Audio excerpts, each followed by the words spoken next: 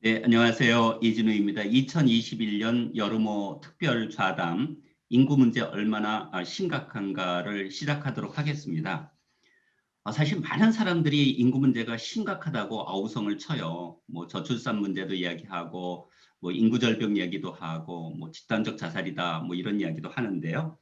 근데 현실에서는 그 심각성이 별로 받아들여지고 있는 것 같지가 않습니다.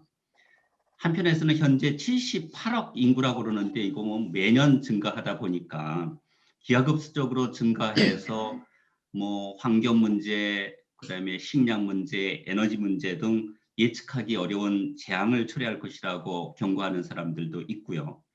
근데 다른 한편에서는 특히 우리나라에서 인구 문제를 다룰 때에는 저출산으로 인해 인구가 감소하여 나라가 뭐 붕괴할 것이다 이렇게 이야기들도 합니다. 인구에 대한 상반된 입장과 태도가 인구 문제를 진지하게 생각하지 않는 원인은 아닐까라는 생각도 하게 되는데요. 선생님들께서 이제 각자의 연구 분야에서 인구가 왜 이 시점에서 심각하게 다루어야 하는 또는 진지하게 우리가 정말 연구하고 성찰해야 하는 문제인지를 우선 말씀해 주시면 좋을 것 같아서요. 우선 인구학을 전공하시는 조영태 교수님이 좌담의 첫 장을 좀 열어주시면 좋겠습니다. 네네, 그렇게 하겠습니다. 저 인구학을 하는 사람으로서 지금 현재 우리나라의 인구 현상이 뭐 저출산도 있고 고령화도 있고 수도권으로 사람들이 집중이 되고 있는 모습들도 있고 이런 여러 가지가 있는데 그거를 이제 문제로 보느냐 아니면은 그냥 현상으로만 보느냐 하면 저희 연구실은 저를 포함해서 이제 저희 이제 대부분 연구를 공동으로 같이 하고 있어서 우리 학생들하고 또 뭐 포닥들하고 그래서 저희는 이거를 일단은 문제로 인식은 하고 있습니다. 근데 그게 왜 그러냐 하면은 음, 인구가 줄어서 초저출산에서 인구가 줄어서 뭐 앞으로 몇 년 지나면 한국이 없어져요. 이런 문제가 아니고요. 우리 우리 저널의 제목처럼 철학과 현실의 그 갈등이라고 저희는 생각을 합니다. 이게 무슨 말씀이냐면 지금 이진우 교수님 말씀처럼 좀 이상적이거나 혹은 철학적으로 생각을 해보면 전 세계의 인구는 증가하고 있고 지금 기후변화가 심각한데 여러 가지 이런 기후변화나 글로벌한 문제들의 중심에 너무나 많은 사람들이 존재하거든요. 그래서 이 사람들이 많은데 이 우리나라라도 인구가 줄어들기 시작하면 오히려 더 좋은 거 아니에요? 라는 어떻게 보면 조금 이상적인 그런 이야기를 할 수가 있는데 또 현실로 들어와 보면 당장 우리 뭐 대학들이 그렇잖아요. 지금 서울에 있는 대학들이나 뭐 포스텍 같은 경우는 그렇게 큰 문제라고 생각하지 않지만 아주 많은 지방에 있는 대학들은 이미 이게 이제 현실로 다가온 거죠. 학령 인구가 줄어든 게. 그래서 이렇게 현실로 다가온 사람들은 이거는 생존의 문제인데, 음, 그런데 이거를 현실이라고 생각하지 않고, 이게 나의 문제로 아직 안 왔을 때는 굉장히 이상적으로 생각을 사람들을 하게 되는 거고, 이상적으로 생각했을 때 요즘 뭐 표현으로 좀 쿨해 보이기도 하고, 음, 그래서 이런 철학과 현실, 철학이란 표현보다는 이상으로 하겠습니다. 그냥 이상과 현실에서의 갈등 속에서 어, 사람들이 어, 뭐 어떤 문제에 대해서 합의도 이끌어내기가 쉽지가 않고 그런 상황에서 현실은 점점 커지기 시작을 합니다. 그러면 이 음, 현실이 커져가는데 새로운 어쩌면 이 변화되는 현실은 새로운 질서를 원하는데 그 질서를 만들어내기는 너무나 오래 걸리고 그러다 보면은 뭐라 그럴까요? 이 갑자기 다가온 어려움을 몸으로 느끼게 되고 그 사람들의 삶의 질은 더 악화되는데 그거를 음. 어떻게든지 좀 다시 올릴 수 있는 재구조화든지 뭐든지 만들어내려면 이렇게 앉아가지고 이야기가 필요한데 그런 이야기하기가 쉽지 않은 현상. 그래서 저희 연구소에서는 현재의 인구 현상을 우리나라의 인구 현상은 저희는 문제로 이렇게 좀 보고 있습니다. 예. 그러니까 이제 이상적으로 보면 지구에 지금 뭐 78억 인구. 제가 예전에 환경철학, 생태철학을 강의할 때 참고로 이렇게 조사해 보면 2050년이면 지구의 인구가 이제 100억을 돌파할 수도 있다라는 예측도 나오거든요. 그러다 보면 이제 지구의 관점에서 보면 글로벌하게 보면 인구락에 적절하게 유지되고 조절되는 것이 오히려 바람직할 수도 있는데 이제 이상이죠. 그런데 이제 각 나라가 처해 있는 상황을 보면 실질적으로 인구의 변동이 우리의 삶에 직접적으로 영향을 주기 때문에 이제 문제일 수도 있다 이런 말씀이시죠. 그 네. 구체적인 문제들은 조금 이따가 또 자세하게 살펴보기로 하고 우리 이제 조영태 교수님은 문제이다. 이제 얼마만큼 이제 심각한 문제인가라는 것은 아마 우리 자담을 통해서 조금씩 모습을 드러내리라고 생각을 합니다. 혹시 이현주 교수님은 이제 정치학적인 관점에서 인구 네. 문제가 왜 문제라고 생각하시는가요? 우리가 지금 그 전 세계적으로 요즘 그 정체성의 위기가 상당히 지구촌 내 많은 문제를 야기하고 있는 걸 보고 있습니다. 특히 이제 인구 문제라는 게 선진국에서는 뭔가 급속히 인구가 지금 줄어들고 있는 것이죠. 그러나 이제 제3세계 개발도상국가에서는 인구가 급격히 증가하는 이런 그 인구의 이원화 현상이 매우 가속화되고 있는 것이지 않습니까? 네. 그러다 보니까 이제 서구에서는 일자리가 사실은 노동력이 부족한 것이죠. 그러나 아프리카나 뭐 이런 나라에서는 이제 일자리를 찾아서 또 서구로 이동을 하게 되고요. 그래서 이제 이 지구촌에 뭔가 인구 구조가 변화됨으로 인해서 인구의 이원화로 인해서 인구의 대륙 간 이동이 매우 가속화되는 현상들을 우리가 목도를 하고 있지 않습니까? 그런 과정에 이제 유럽에서 가장 정치적으로 핫한 이슈가 되는 게 이민법이 되는 겁니다. 이것이 결국은 이제 포퓰리스트 정치 지도자들이 양산하는 결정적 배경도 인구 문제에서 찾아볼 수가 있겠다라는 생각이 듭니다. 우리가 이제 뭐 경제의 전반적인 하락이랄지 다양한 요인들이 있습니다만은 결국 그 저변에는 인구라고 하는 것이 매우 중요한 요인으로 작동을 하고 있는 것이 아니냐 이제 저는 그렇게 보고 있고요. 네. 특히 뭐 트럼프 대통령 시기에도 보면은 뭐 계속 그 이슬람과의 갈등이랄지 남미 국경 봉쇄랄지 뭐 등등의 액션들이 결국은 이게 인구 문제와 관련이 되는 이슈들이다 이렇게 볼 수가 있고 영국의 브렉시트도 결국은 그러한 인구 구조 문제에서 발생하는 문제가 아닌가 이제 이렇게 볼 수가 있겠다는 생각이고요. 근데 이제 우리나라 같은 경우를 본다면은 우리나라는 이제 2067년에 소멸할 거다라고 이제 이 진단을 받았습니다. 그런데 사실은 전쟁이나 또는 뭐 여러 가지 재해로 인해서 국가가 소멸한 사례들은 있지만 인구 쇼크로 국가가 소멸한 나라는 이때까지 없었단 말이죠. 그렇게 본다면은 우리나라에 있어서 이 인구 쇼크라고 하는 것은 뭐 대단히 중요한 이슈로 지금 부상이 돼 있다. 그런데 인구의 효과, 정책의 효과라고 하는 것이 뭐 금방 나타나질 않으니 이게 누구도 미래를 알 수가 없는 상황들이죠.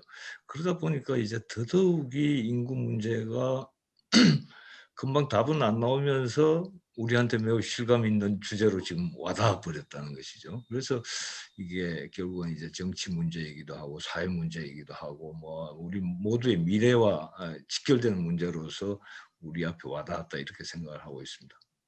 예, 선생님 말씀하신 것 중에 사실 저 유럽에서 지난 10년간, 20년간 가장 커다란 정치적 핫 이슈가 사실 난민 문제였거든요.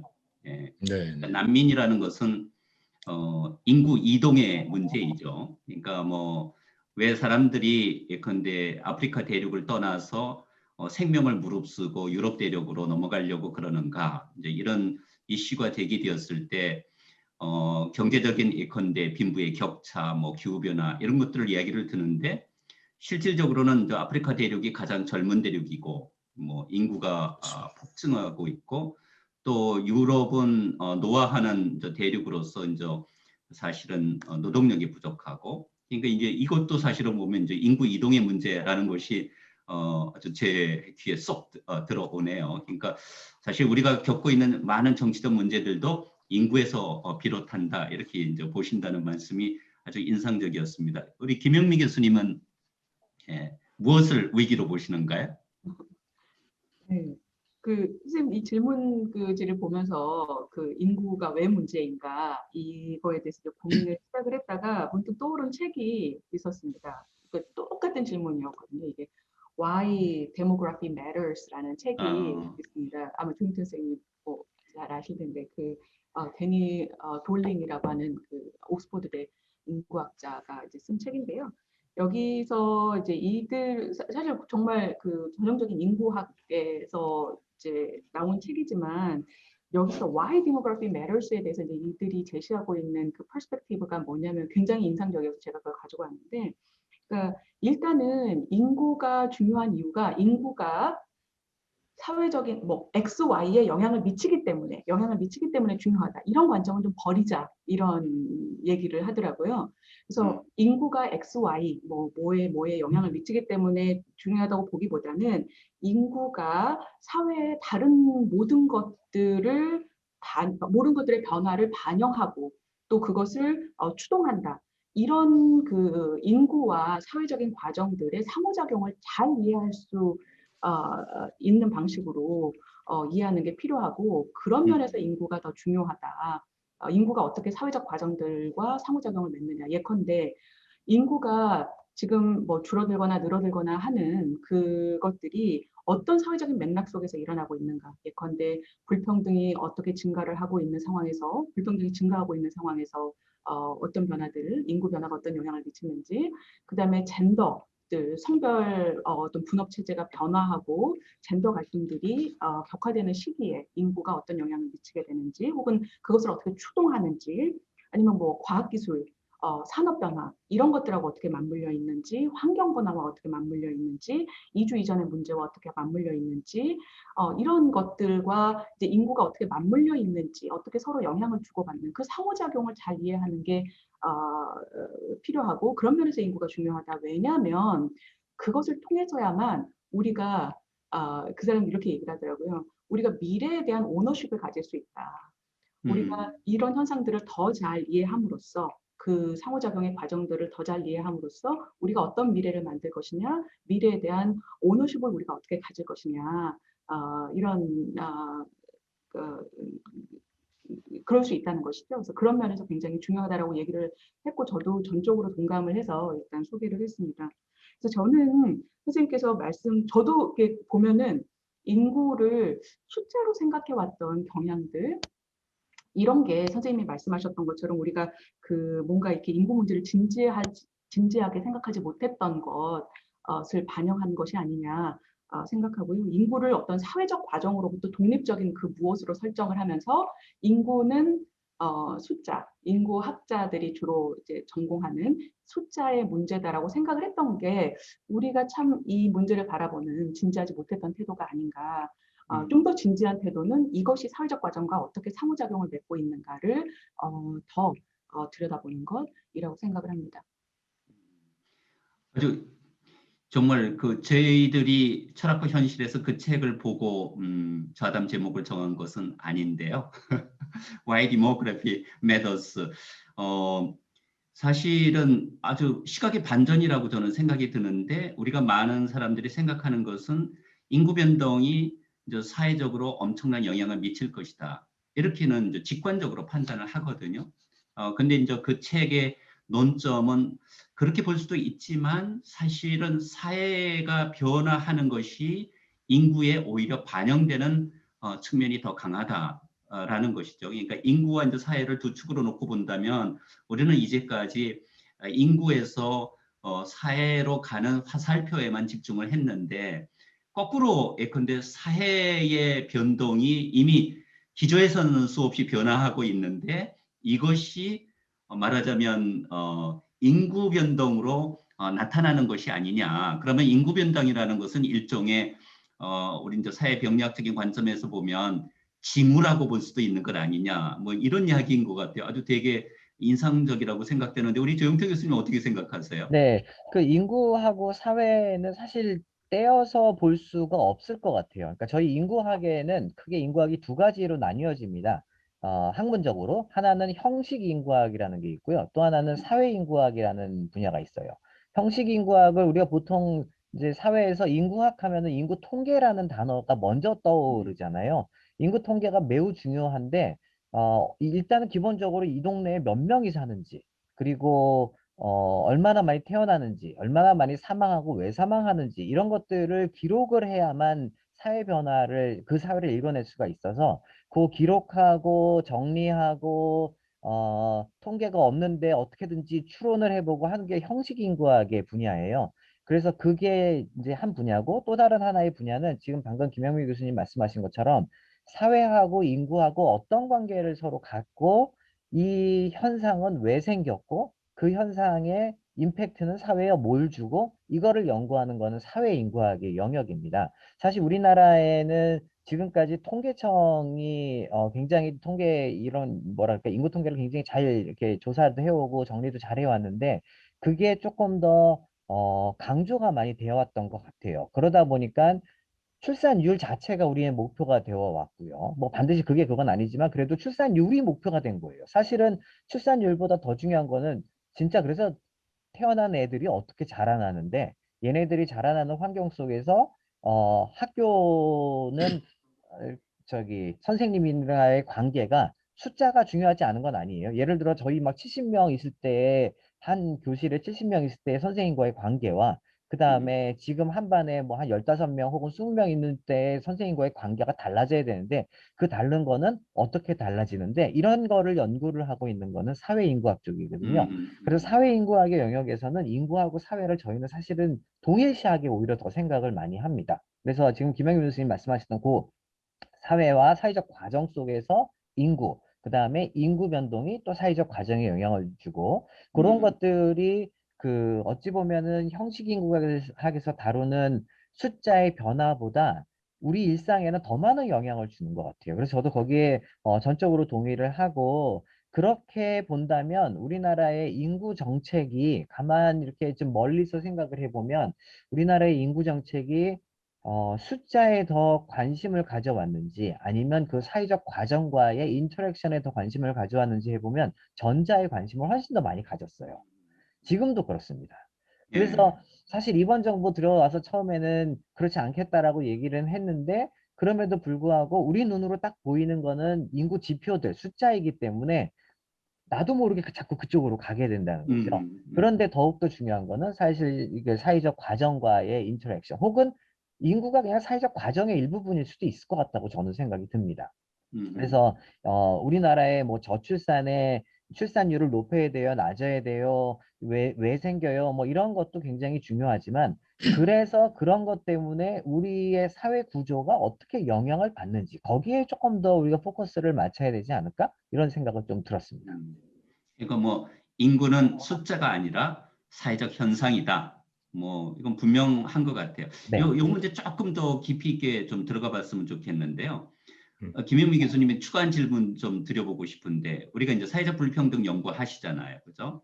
사회적 불평등이라는 건 하나의 심각한 사회적 현상이고 전 세계적으로 나타나는 보편적 현상이잖아요. 그러면 우리가 이제 기존의 관점에서 보면 인구가 바뀌기 때문에 이제 사회적 불평등이 초래될 수 있다, 이렇게 이야기를 한다면, 오히려 지금 말씀하신 관점에서 보면 사회적으로 불평등이 너무 심화되고 악화가 되면 인구에도 심각한 변동을 이야기할 수도 있다, 이렇게 볼 수 있는 측면이 있는가요? 저는 그 과정이 굉장히 중요하다고 생각을 합니다. 그러니까 불평등이 그 말씀하신 것처럼, 사실 제가 하고 있는 프로젝트가 그러니까 불평등과 인구 변동이라는 프로젝트를 지금 하고 있고요. 지금 이제 막 종료를 앞두고 있는데, 불평등은 굉장히 큰 영향을 미치는데, 그게 어떤 거냐면, 그 지금 현대 사회에서 더 큰 영향을 미치게 됩니다. 왜냐하면 이제 사람들이 인구 결정, 그러니까 인구 행동에 대한 결정, 내가 결혼을 할 것이냐 말 것이냐, 아이를 낳을 것이냐 말 것이냐라는 결정들이 이제 관습적인 결정이 아니거든요. 이제 이게 이제 계획된 행동이 됩니다. 그래서 사람들은 관습적으로 그냥 결혼을 해야 되니까 하고 뭐 아이를 낳을 때가 됐으니까 아이를 낳고 이렇게 생각하지 않고 뭔가 계획을 세워서 이제 하는 행동들이 되어버렸다는 것이죠. 이게 이제 근대에서 인구 행동의 굉장히 큰 특징이라고 생각을 하고요. 그랬을 때 사람들은 본다는 것이죠. 내가 살 생활이, 내 지금 생활이 어떻고 내 아이가 살 사회가 어떤지에 대한 감각을 가지고 이 그 계획된 행동으로서의 인구 행동을 결정을 하게 되는데 그때 불평등은 굉장히 큰 영향을 미치게 된다고 생각을 합니다.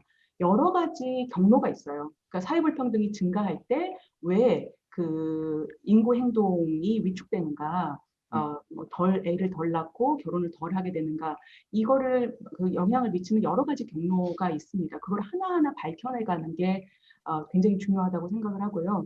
근데 이제 네. 그 중에 한 가지 큰 거는 경제적, 그러니까 불평등이 증가하면서 경제적 불확실성이 증가를 합니다. 그래서 이제 계획된 행동에서 굉장히 그 사람들을 위축시키는 게 불안정성의 증가거든요. 불확실성의 증가. 근데 경제적 불확실성이 증가한 상태에서는 개인들이 재생산 활동들에 좀 위축을 경험을 하게 되죠. 이게 사실은 어디서나 지금 20대들, 최근에 이제 출산율, 아주 최근에 통계들을 보면 출산율이 또 조금 더 꺾이고 있는 것 같아요. 전 세계적으로 유럽을 봐도 그렇고 그런 과정을 보면 경제적 불확실성이 그 인구 행동에 큰 영향을 미치고 있는 것이 아니냐. 특히 지금 예. 20대들의 그런 생각도 듭니다. 네. 혹시 이현철 교수님 어떤 특정한 정치적인 뭐 현상이나 경향이 거꾸로 예를 네. 들자면 인구 변동에 영향을 주거나 미치는 이런 것들이 있을 수 있을까요? 혹시 생각하시는 점이 있는가요? 예, 지금 그 두 분 스님 말씀하신 게 사실은 이제 인구 요인이라고 하는 게 결국은 이제 출생, 사망, 이동인데 이게 이제 인구 구조의 변화로 연결이 되지 않습니까? 뭐 가령 뭐 네, 연령별 구조랄지 또 수도권과 지방 간의 뭐 문제, 특히 이제 우리나라 같은 경우는 수도권 집중화 현상들이 많이 발생하는데 이제 이게 결국 인구 구조가 변화하면서 이제 사회와 환경에 여러 가지 다양한 영향들을 미치게 되고 그것이 다시 피드백돼서 출생 사망에 영향을 미치는 이제 이런 순환 구조가 형성이 돼 있는데 제가 보기에 이제 가령 정치적으로 저런 생각을 해볼 수 있습니다. 가령 지금 그 이제 학교 출산율이 수도권 도시 일본 같은 경우는 동경이 가장 떨어집니다. 그리고 이제 이 시골로 갈수록 이 합계 출산율이 높은데 그런데 이제 지금 인구의 이동 구조를 보면은 젊은 여성들이 전부 도쿄로 일자리를 찾아서 다 가버리는 구조들. 그렇게 되니까 더 지방의 소멸로 직결이 된달지. 뭐 이제 다양한 형태의 이제 이 변화들이 지금 발생하는 것들입니다. 그래서 우리도 지금 이제 수도권 집중화 현상이라는 게 수도권의 인구 비중이 뭐 11.9%인가 그런데 인구의 49%, 50%가 지금 수도권에 와 있거든요.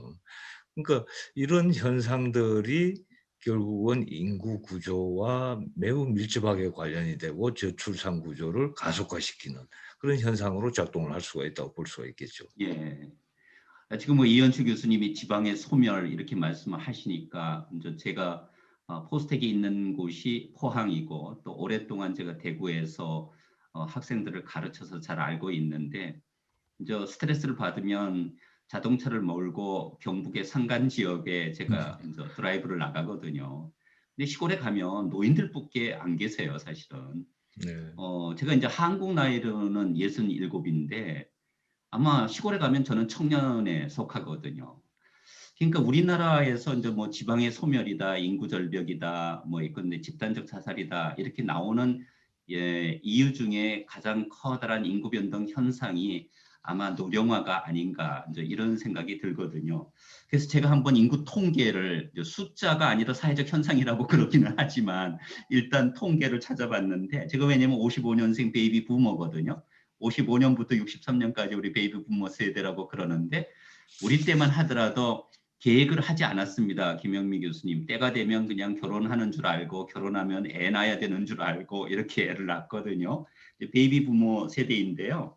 1955년 한국의 인구는 2150만 명으로 집계가 돼요. 중위 연령이 18.9세였습니다. 이제 되게 젊은 국가였죠.